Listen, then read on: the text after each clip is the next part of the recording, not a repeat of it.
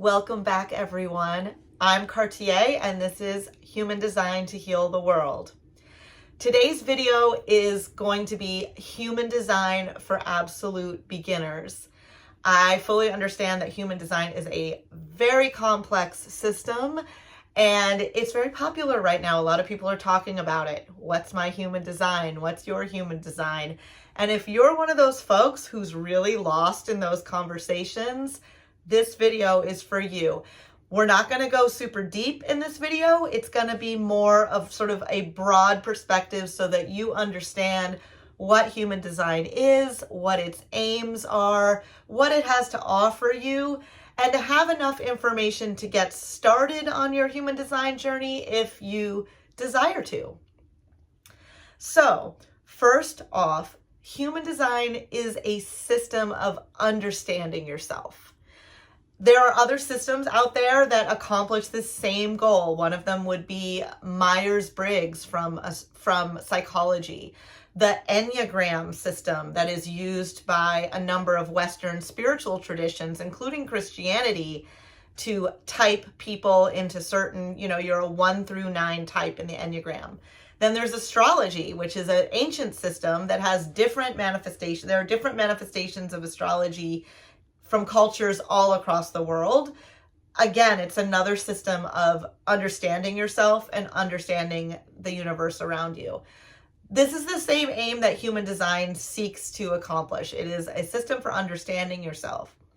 What makes human design a little bit different from a lot of these other systems that have come before, and what really makes it stand out, and I think is the reason it's become so popular recently, is that human design has very specific instructions on how to act in the world and make decisions based on your type that are going to produce really optimal results in your life. And that's what we're all looking for, optimal results in our life. We all want to live the very best version of our life that we can. And while all those systems out there certainly help on this journey, the more that you understand yourself, the more that you're going to be able to make choices that are aligned with your true aims, your true goals, visions, wishes, all of that. Human design gets very specific and very technical about how you're maneuvering throughout the world moment to moment to kind of bring you those results. And in this way, it makes it a little bit different from all the other systems out there, hence its popularity right now. So human design it's kind of an amalgamation of a bunch of other systems that have come from around the world. It is a complex system that brings together Western astrology, the Kabbalah system with the Tree of Life, and the I Ching. The I Ching is one of the oldest forms of divination on the planet, and it comes from China, and the chakra system from the yogic traditions of India. So we put all of these systems kind of in a crock pot, and we have human design, which kind of pulls it all together in this really beautiful way. And why we like human design is that when we work with this system, it really does create a lot of clarity. It creates a lot of clarity. It creates a lot of impact. It brings you into alignment with your energy. That's its aim. In human design, we're not talking so much about the personality as we are talking about your energy system. This concept of energy, having an aura, an energy field around you, chi or prana. All of these are words for energy. And there are many systems in the world that describe and talk about human energy. Traditional Chinese medicine and acupuncture, for example, all the yogic practices, Reiki, energy healing techniques that are global. This is all, we're all talking about the energy that each of us has. We all have our own energy. And this is what human design seeks to describe or articulate. So human design has kind of put out there that there are 5 types. Well, there are 4 specific distinct types and 1 hybrid type. And this describes the kind of aura that you have. And each aura type has its own mechanics. So it has its own way that it is here to function in the world. And when you are living in alignment with how your energy field, your aura, is designed to operate, it's going to make everything easy for you and really bring your life into flow. And this has been my experience working with my human design. I've also worked with plenty of other people who have seen it and seen it happen for them. So the gift of human design is that it is a powerful tool for bringing you into alignment with your energy, by understanding the mechanics of the type of energy that you carry. And that's really what it's all about here. So the 5 types, there are the generators, the generator type, which is, if you're a generator type, you're either going to be a pure generator or a manifesting generator. There are the projectors, the manifestors, and the reflectors. And they're not all evenly distributed across the human population.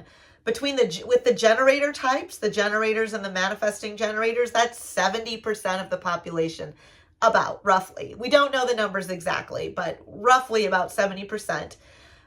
So that is most people. Most people are going to be that type. And the generator type of aura is kind of what we think of when we think of an energy field. It's sort of this enveloping field that is warm and embracing around the body, and it is generative. Generators produce energy. They produce life force energy. So that's the generator type. The projector type, and in fact, all the other types, projectors, manifestors, and reflectors, do not produce their own energy in the same way as generators do.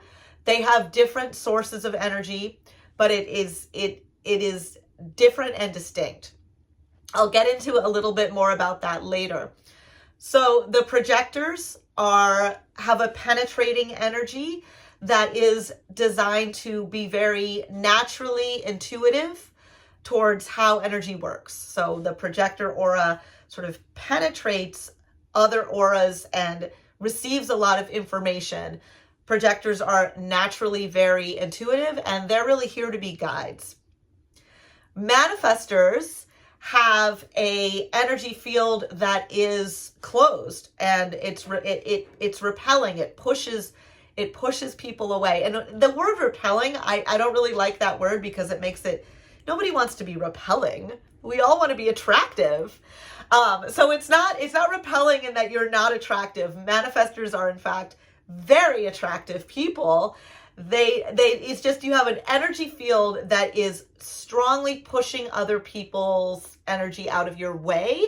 It's because if you're a manifestor, you have very special gifts of bringing newness into this world. And your path needs to be very clear. It doesn't need to be clouded by other people's energy. So your aura is designed to push others out of your way so that you can be on your very special path. And manifestors are about roughly 9% of the population. Projectors would have been about 20% of the population. The final type, reflectors, only 1% of the population. These are the rarest type. And they are quite unique.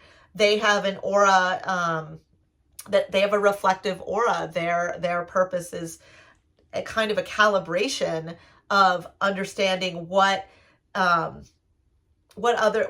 people's energy is doing in the environment and whether or not it's working. So those are the energy types.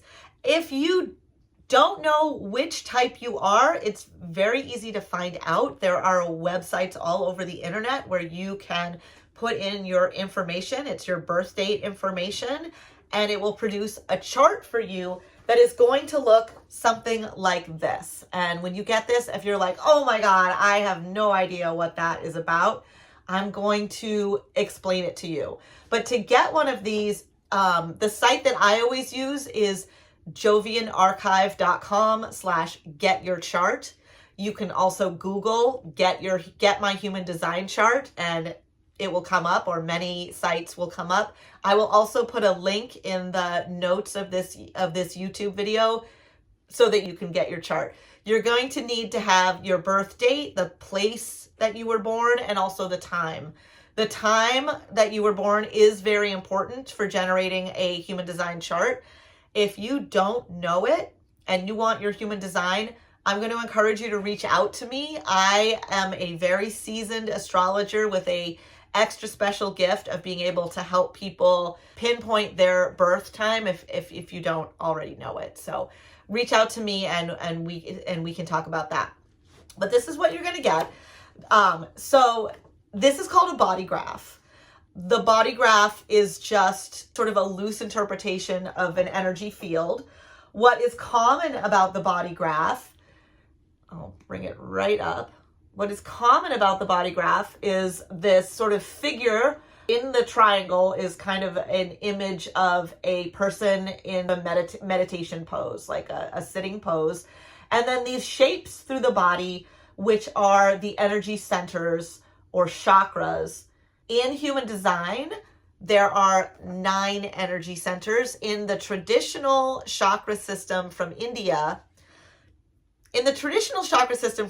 there are actually like hundreds of energy centers in the body, but there are 7 main ones that we're all familiar with when we see that image of the sort of rainbow light energy centers that go up the spinal column of the figure, the 7 main chakras.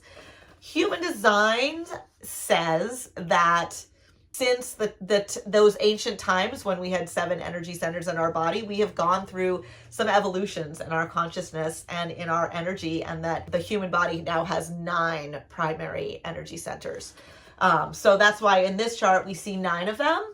And they are essentially the same, where we have a crown chakra, a third eye chakra, which in human design is called the ajna. There's a throat, there's a heart, a solar plexus, and a sacral chakra and a root. The 2 additional ones are the heart. There's actually 2 different energy centers in the heart area. There is the G center, and then there's the ego center. They're both in the heart area of the body, but they have 2 different functions in human design. And then the solar plexus as well has 2 different functions. There's the emotional solar plexus, which is where our emotions come from. And then there's the spleen, which is about our immune. It relates to our immune system, our survival function, and our intuition around our survival function is the spleen. So in the chart, those are going to be these little hip triangles on the body graph. And then there's all these lines, right? All the lines, we call those channels, channels. This is the same idea of channels if you've ever had acupuncture, they're putting the needles in specific points that connect energy channels in your body. It's just this idea that our chakra centers, our energy centers are connected by these channels. In human design, there are 32 channels, 64 gates. So a gate is 1/2 of a channel. So when you're looking at your body graph, there's going to be all these little numbers around it. Those are the gates. There's 1 through 64, and they relate to the 64 hexagrams in the I Ching. So this is sounding complicated, sounding esoteric. You don't need to go study the I Ching, although you can. It is, you learn a lot about human design from that, but you don't need to do that. What you're basically understanding when you look at your body graph is you're looking at where the centers in the image are colored in.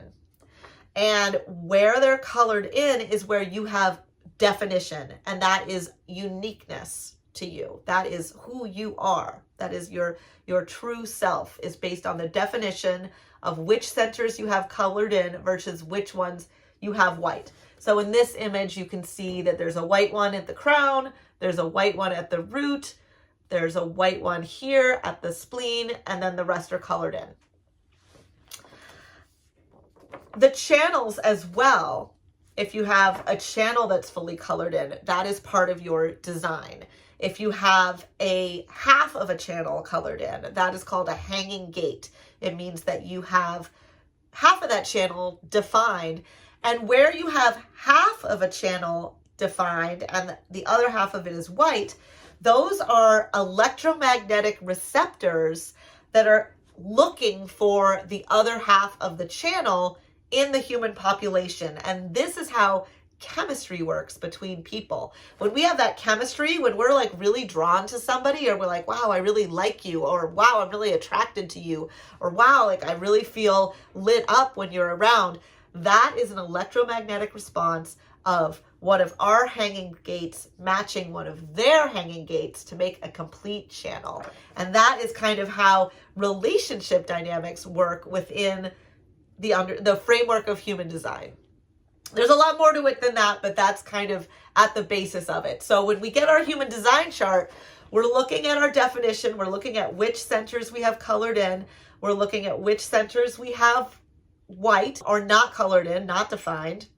And we're also looking at our channels, where we have full channels and where we have those hanging gates. And where we have those hanging gates, we're going to look at all of our friends' charts and see if they have the other side of the gate. And we're probably going to find that for most people that are in our life, they're going to have some hanging gates that match with what we have to make a full channel. And that's how we all bond together according to how human design articulates the flow of energy. So that's kind of a very loose understanding of the body graph. I want to talk about the overall mechanism. For each energy type in the human design system, there is the strategy and the authority. So the strategy is going to be, depending on which type you are, whether you're a generator or a projector or a manifestor or a reflector, that aura type is going to work best when you use the strategy for that type. And when you print out your body graph, it's going to tell you right in the sort of top notes what your strategy is for your type. And it'll just say it in one word. There's a lot of complexity there. Again, I really recommend reaching out to me or any human design analyst for a deep description of what it all means. Today, we're just kind of getting the basics down so that you can kind of find your way around the human design system to get started. So you have a strategy according to what specific type you are. For example, my type is projector. My strategy is to wait for the invitation. That means I am waiting for other people to see me, acknowledge me, and invite me into a relationship or an opportunity with them.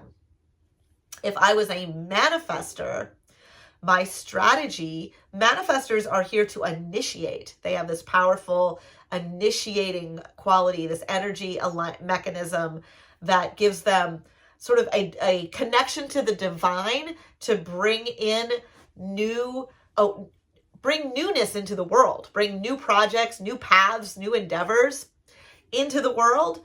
And their strategy is to inform. It's to inform other people about, I'm about to bring this whole new direction into my life. It's going to affect you. I need space and time to work on this. I'm going to inform you about what's going on so that you can trust me and let me do my thing. That's the strategy for a manifestor. For a generator, it's to respond. The generator is here to receive life. Life comes right up to your doorstep if you're a generator, and you respond by saying yes or no to what feels right for you. And what feels right for you is going to come from your inner illumination, your inner fire, your sacral yes, we call it. And for the reflector, they have the very powerful strategy of waiting for a full lunar cycle so that they can calibrate the energy of an offering or an opportunity or a decision they need to make over time. They wait for the full lunar cycle and so that they can get the most information. So that's a little bit about strategy. That strategy is just using your energy efficiently. Then the other important part of human design is your authority. So every single person and for every type and every body graph, there's going to be an authority. Your authority is your internal decision maker. And that's different for everyone. There are different types of authorities according to the different human design types. And even within the human design types, there can be different kinds of authorities. For example, if you have your emotional solar plexus defined in your chart as it is in this chart right there, then you're going to have emotional authority. Emotional authority means that you wait through the wave of your emotions before you make a decision to make sure that you're really clear and that you're not just caught up in sort of the, the wave or the overwhelm of emotions. You're not making decisions in the moment. But if you have sacral authority, if you're a generator with sacral authority, or if you're a projector that has splenic authority, you're going to make those in the moment decisions. Those decisions are going to be right here and now. So I'm not trying to confuse you with all this different terminology and approaches. Don't worry about that yet. Get your own body graph chart, see what it says, look at the notes, find out what your strategy and authority are, and then dig a little deeper into finding out what that means. You don't need to know all the strategies and authorities at this point. It's just a matter of finding out what yours is and then starting to play with that, apply that to your life. In human design, we call this the experiment. Human design is meant to be an experiment. It is a set of ideas about how your energy works that are offered to you to play with and see how it changes things for you. See if it makes your life easier. See what it feels like in your body to engage your authority and your strategy for your energy type. How does that make life flow better or easier, or does it not? It is not meant to be like, this is how you need to live your life. It is meant to be an invitation into a set of ideas to see if it makes things easier. Human design, I believe, it is really here to empower individuals. In the past, for those of us that were on a path of awakening to our true selves, to our enlightenment, to our elevating through our spiritual journey, we needed a spiritual teacher. We needed a spiritual teacher or a guru or some wise sage to kind of direct us to see what we couldn't see. It's a very important part of the spiritual journey. Things got complicated in the guru world. A lot of gurus violated boundaries of their followers. That became a big thing in the 90s and in the 2000s. It was like so many of them, so many popular gurus sort of fell into scandal through their humanness, and making mistakes in how they were dealing with people that were following them. Human design is like a way out of all of that, and it puts the strategy and the authority in your hands, lets you be the guide, and to really trust yourself, your own authority on your path towards awakening and spiritual evolution. So that is what is wonderful about this system. You don't need a teacher. You just need your body graph and a willingness to do a little deep diving into how to understand what this means about you and for your energy. So again, I really encourage you to if you're new to human design, go get your body graph printed.